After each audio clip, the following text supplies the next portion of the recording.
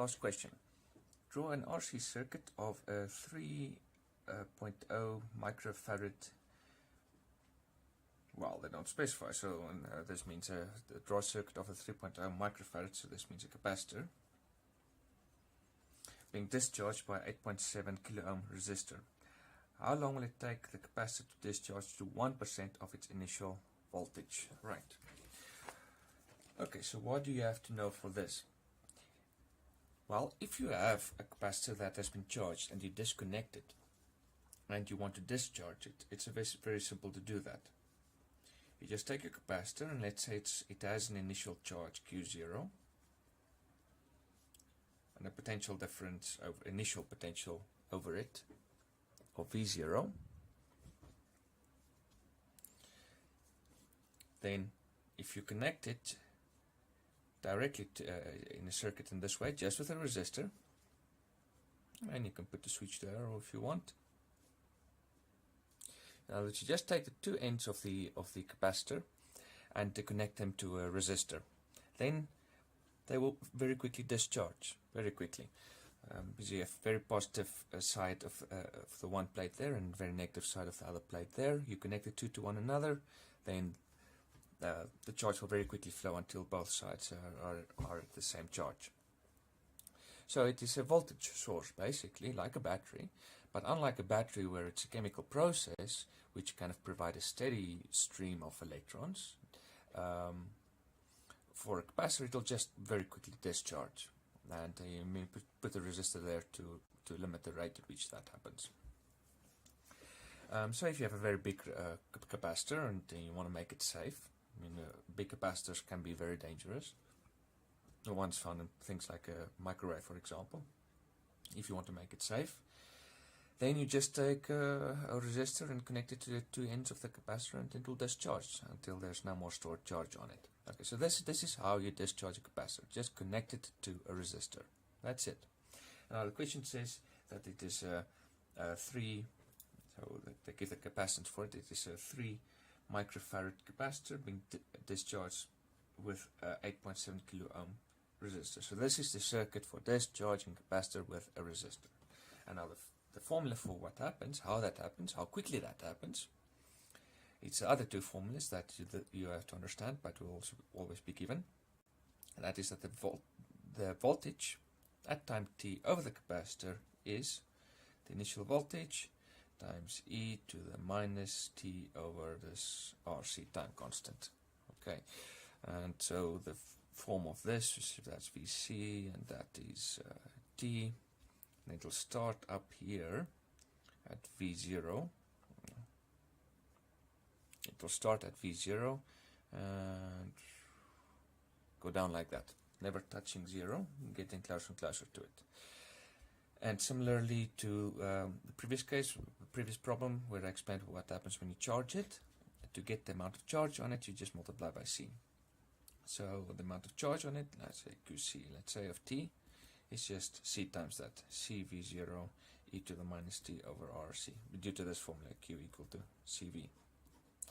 And this is just going to be the initial charge, Q0 e to the minus t over RC, again because of this formula. Right, and this is what you have to understand for discharging capacitors. Okay, now let's get to the problem.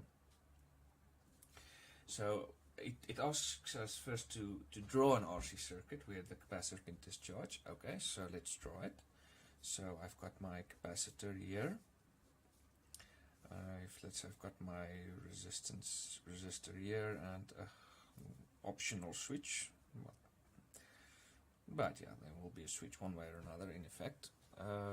Okay, and this is my resistance R, and C is 3.0 microfarad, and the resistance R is 8.7 kilo ohms. Good. Okay, and I've got this formula of QCFT. Okay. Well, subscript C is optional. Right, so what do we have to solve? We want to know when the charge is 1% of the initial charge. So we want to solve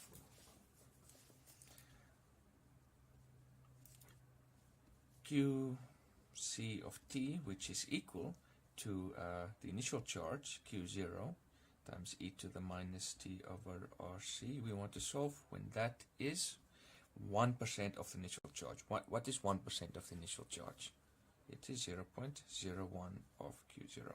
So at any time t, this is the charge. We want to know what t value you have to substitute, so what you get is 1% of the initial charge. So,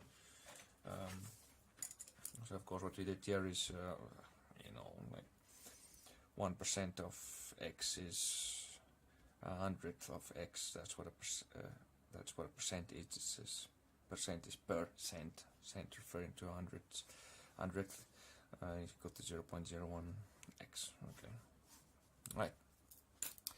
Okay, so now we just have to solve this. So you can divide out the Q0s on both sides. So what you're left with is e to the minus t over RC is equal to 0.01. You're after something that is in the exponent, so logarithms come to the rescue. Refer for a revision of what you need to know about logarithms, refer to the first video on the sixth problem. When I started to talk about this problem, what preceded it was a revision of logarithms. So there I explained the following step, which is just taking the natural ln on both sides, e to the minus t over RC equal to ln of 0.01. So this is just minus t over RC is equal to ln of 0.01. So t is equal to minus RC ln of 0.01. As simple as that. And now we just substitute everything. So minus R is 8.7 times 10 to the 3 ohms. C is 3.0 times 10 to the minus 6 farad. And ln of 0.01. Okay, we just calculate that. Okay, right, which one? Let's do that one first. Okay, multiplied by 3, multiplied 0.7 times 10 to the power, what's this? Minus 3, right, and it's minus that, okay, so. Okay, two significant figures, so 0.12 seconds. So that's pretty quickly, you see, in this problem. Just a little over 1/10 of a second, and it's just at 1% of the charge initially had. And is that all that's asked? How long will it take capacity discharge? Yeah, that's all that was asked in the problem. Okay, so that is question 7.